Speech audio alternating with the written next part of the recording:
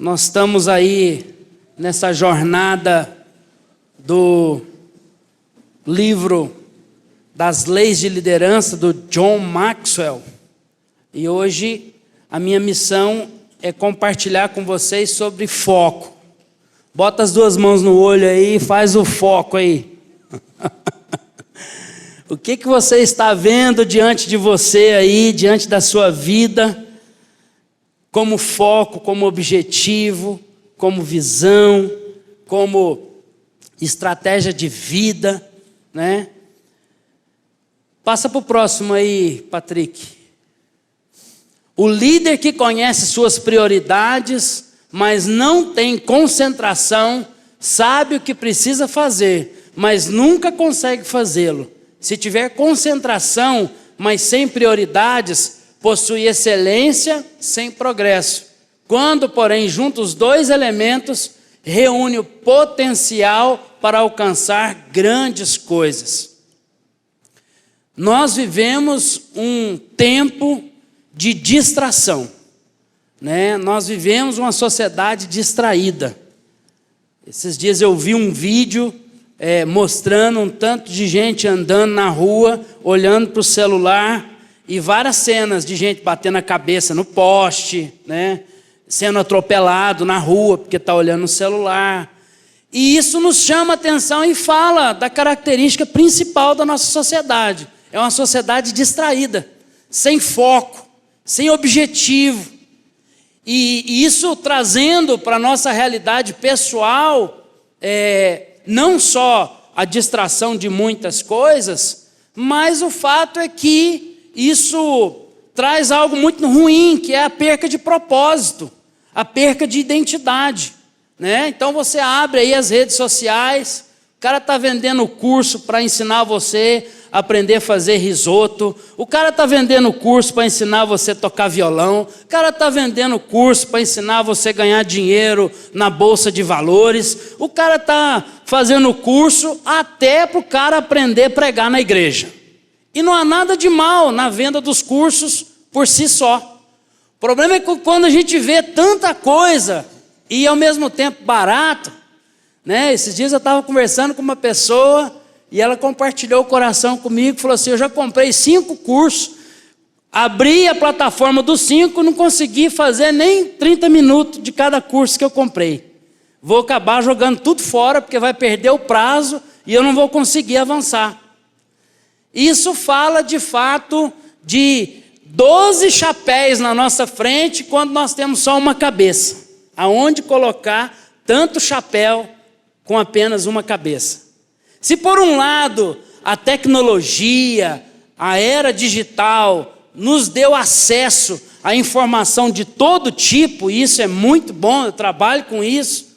Por outro lado, esse volume de informação está perturbando a nossa geração, né?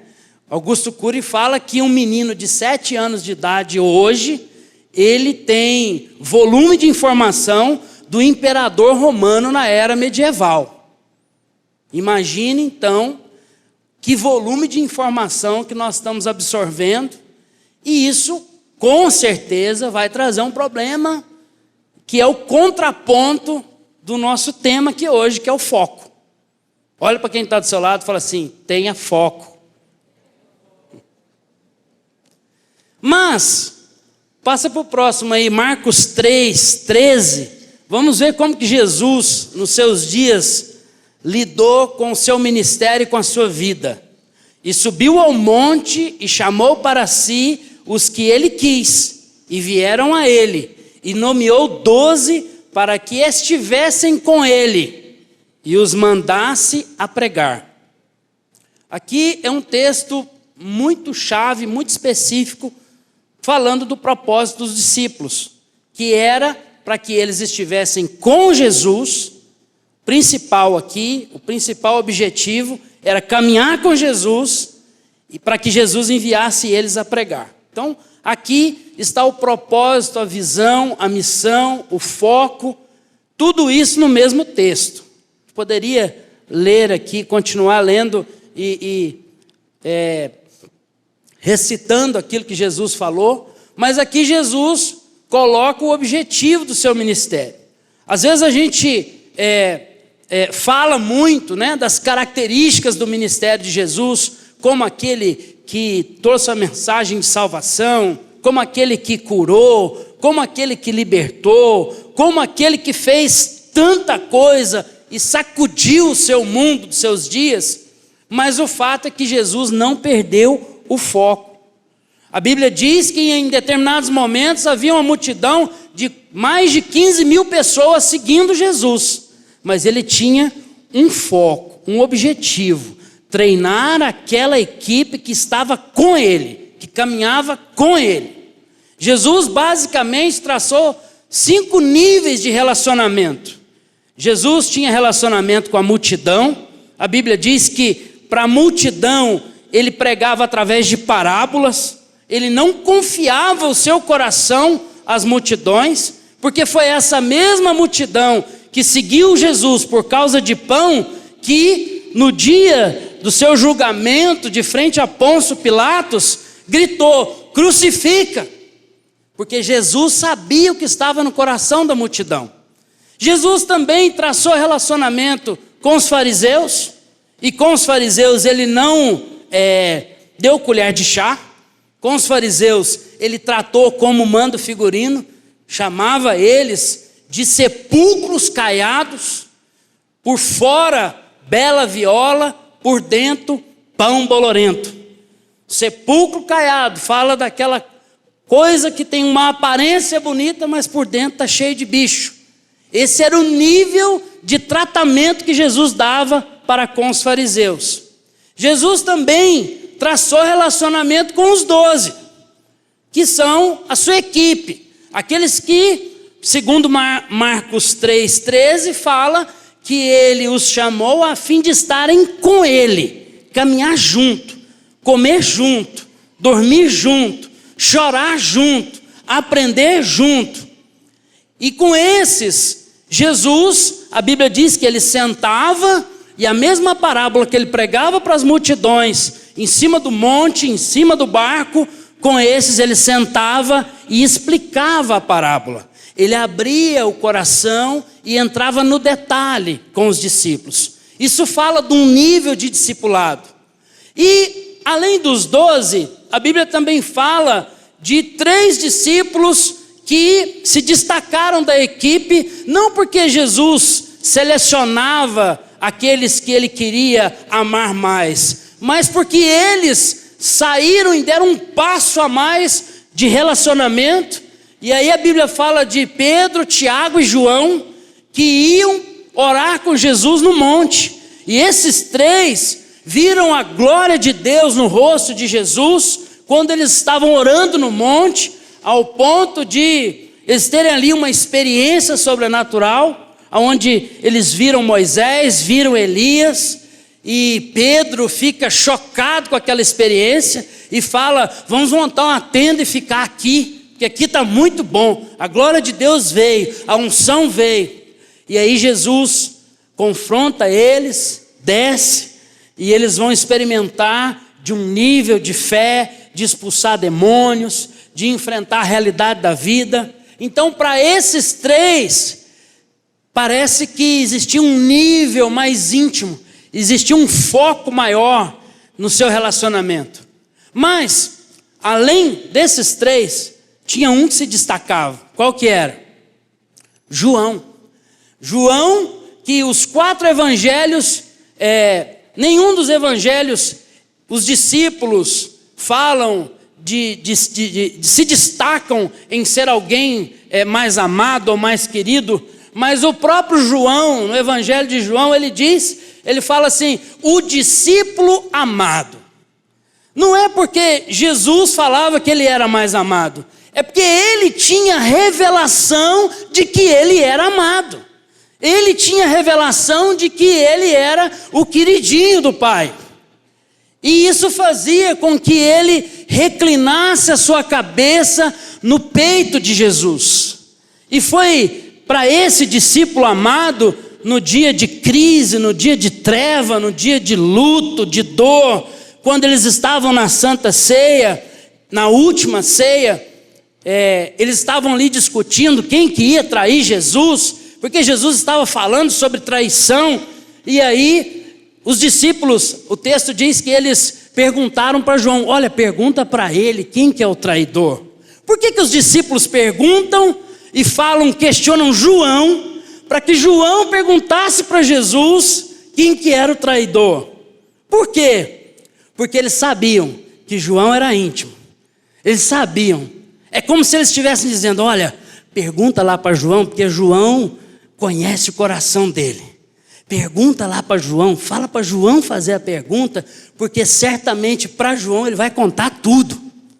Então, esse discipulado 1 a 1 com João, fala do nosso foco como igreja, que é o discipulado, que é o relacionamento 1 a 1, né? Então, eu poderia estender aqui falando de discipulado, mas não é o foco, né? Eu quero destacar aqui essas características de Jesus enquanto líder e enquanto pastor de relacionamentos, que é a nossa função como líderes na igreja.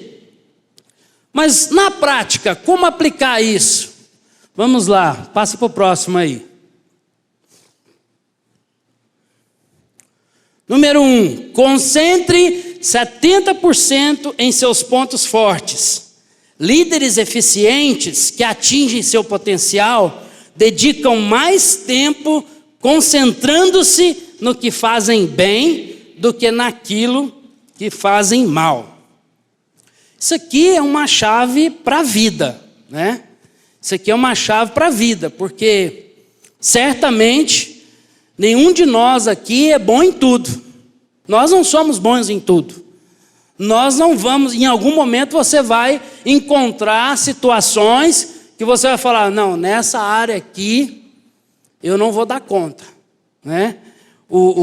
Estava conversando, brincando com o Cristiano aqui agora, e aí o Flávio falou, não, os dois churrasqueiro, profissional e tal. Aí o Cristiano falou, não, mas perto do Hélito eu sou criança.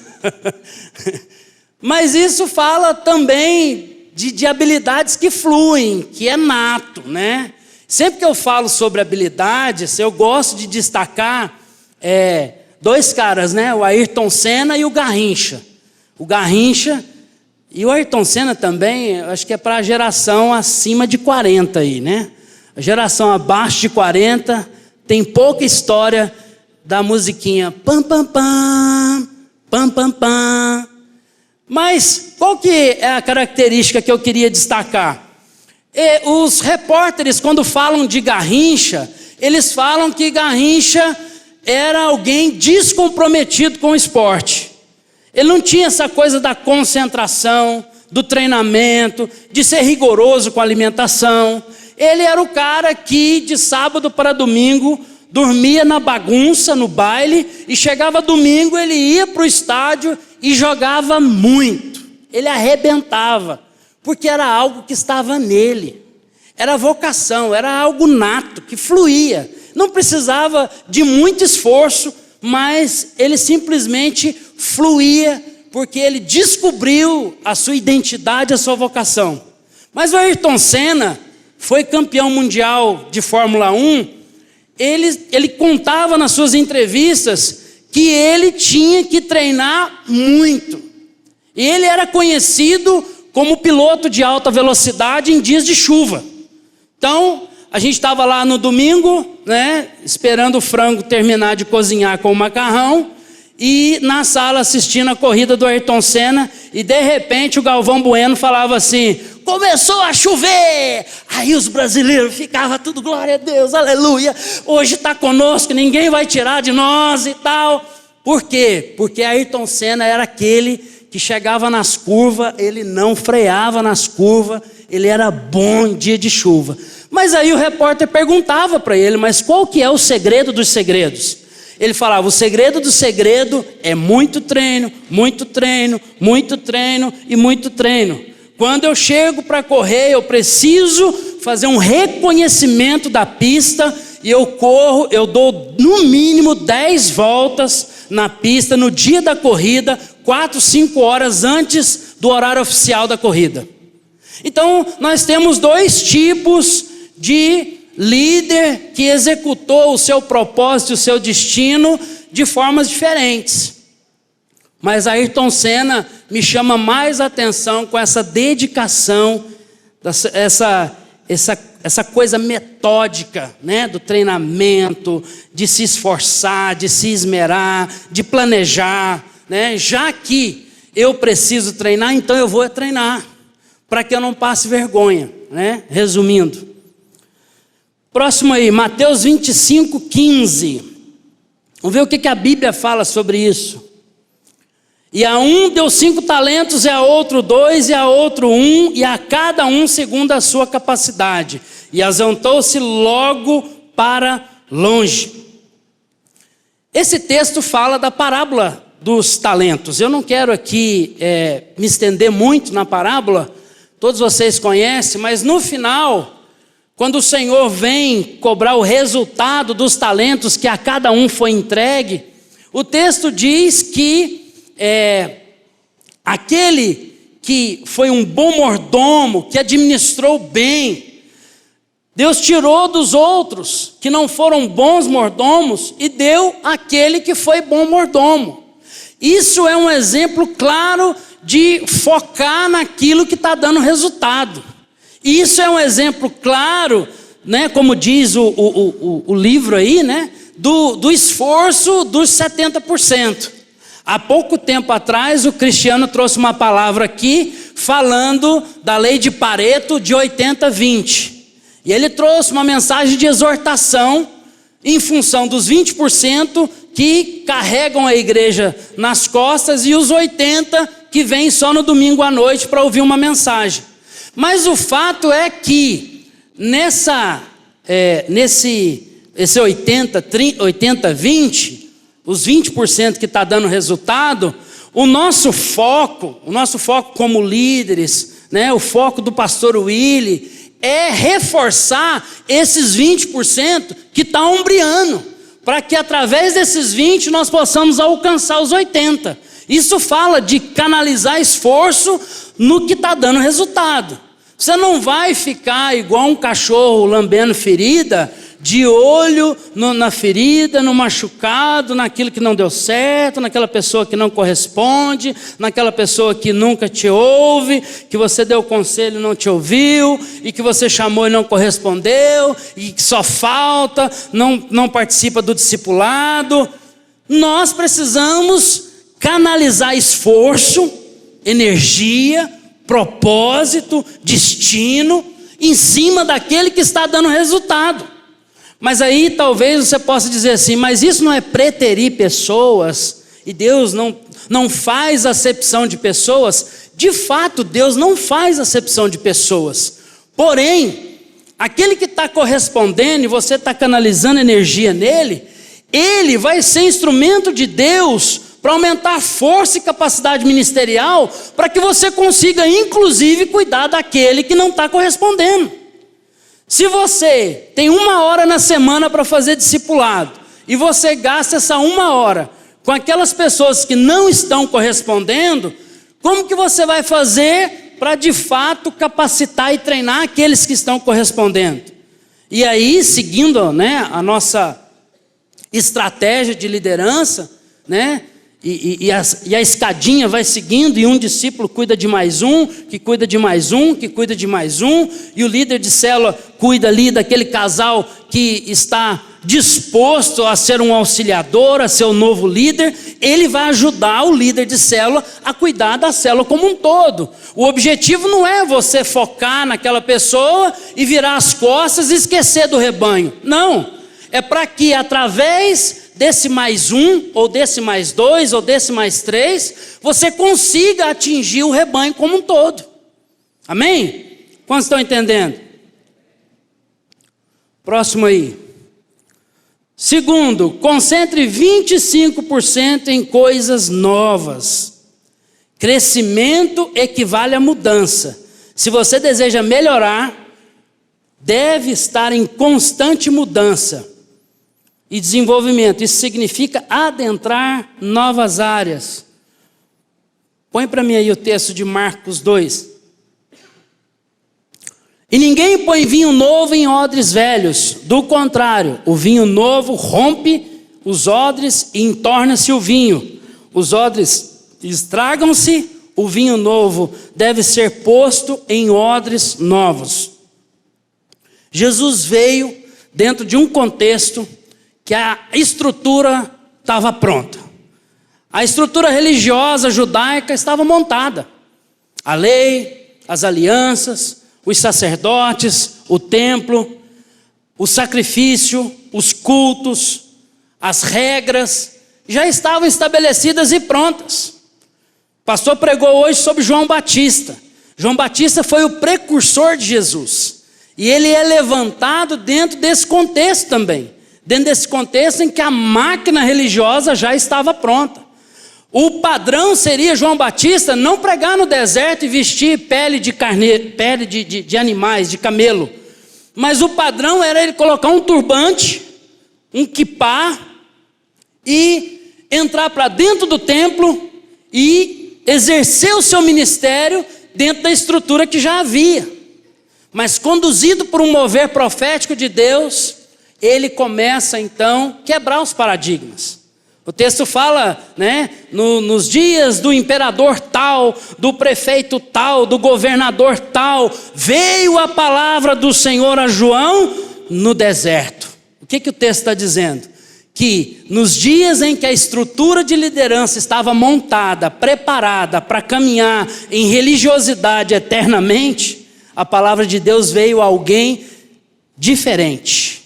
Isso traz para nós um despertar por algo novo que pode estar ao nosso redor, e às vezes nós estamos focados aqui na máquina de moer cana. Não, é assim que a engenhoca funciona, põe daqui, tira de lá, e a garapa sai daqui, não vira, não inventa não.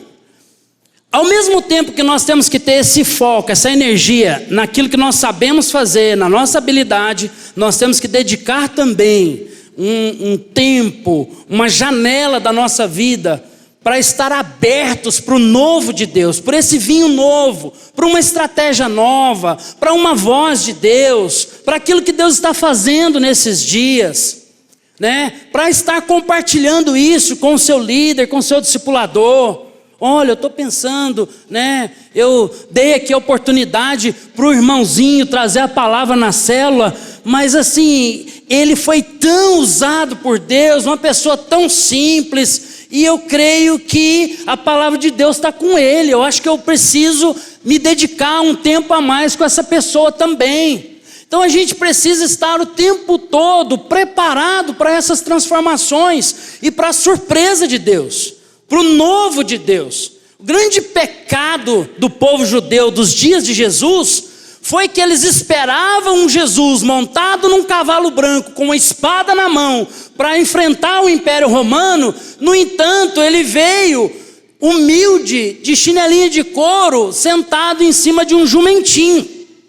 E eles não conseguiram perceber o mover de Deus para os seus dias. Nós precisamos perceber, estar atentos para aquilo que Deus está fazendo na nossa vida, na nossa igreja, no nosso ministério, no nosso trabalho, e estar perceptível ao novo de Deus. Estão me entendendo? Vamos avançar, que o tempo urge e a Sapucaí é grande. Concentre 5% em seus pontos fracos. E aí assim, naquele ponto fraco, eu tenho aconselhado algumas pessoas, e a pessoa às vezes chega na gente e fala assim: pastor, mas o meu dinheiro não está dando, a minha renda é pouca, eu preciso de um emprego para ganhar o dobro. Quem aqui precisa de um emprego para ganhar o dobro? Todo mundo quer. Quem aí quer o dobro de renda? Todo mundo quer. E aí eu tenho sempre trazido esse desafio. Foca no que você sabe fazer hoje, reduz o seu padrão de vida, aprenda a conviver com menos, administre bem o seu recurso, seja fiel a Deus e tire um tempo da sua vida, da sua rotina, para se dedicar a uma capacitação nova que vai trazer, que vai agregar valor ao seu futuro. Se for preciso mudar de profissão, vamos mudar de profissão. Se for preciso fazer um concurso, vamos fazer um concurso. Se for preciso voltar para a faculdade e mudar, né? Talvez você está aí exercendo medicina e está achando que está ganhando pouco, então vá fazer uma especialização em cirurgia de cabeça, né? E aí com certeza você vai ganhar muito dinheiro. Então nós não podemos perder esse planejamento da nossa vida como um todo. O livro ele traz esse 5%, ele bota um número muito exato. Eu acho difícil a gente administrar isso, mas o fato é que a maior parte do nosso esforço tem que ser naquilo que nós fluímos, na nossa vocação, naquilo que flui com facilidade. Uma parte disso a gente tem que estar aberto para o novo de Deus, e uma pequena parte nós precisamos o tempo todo estar sendo esticado naquilo que nós temos dificuldade, naquilo que nós não damos conta ainda de fluir naturalmente. 1 Coríntios 14:1. Segui o amor e procurai com zelo os dons espirituais, mas principalmente o de profetizar. Eu não quero aqui falar de profecia, eu quero falar de dom. Paulo está dizendo aqui que nós podemos procurar os dons. Fala assim, eu posso procurar os dons. Então, está aberto. Ah, mas eu não sei pregar, eu tenho dificuldade com ensinar a Bíblia. Você pode buscar em Deus, procurar o dom de mestre. Você pode dedicar uma parte do seu tempo, espiritualmente falando, orando por isso, buscando, estando vulnerável a isso, se dispondo em Deus para ser usado na área que você tem dificuldade, né? E não, como às vezes eu ouço algumas pessoas lá, né, de amigos que eu falo lá em Belo Horizonte, outros lugares.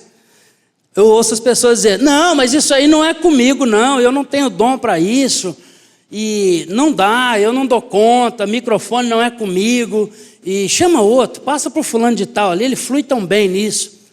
Eu acho que você identificar a sua limitação é muito nobre e legítimo, mas isso não significa que morreu para você.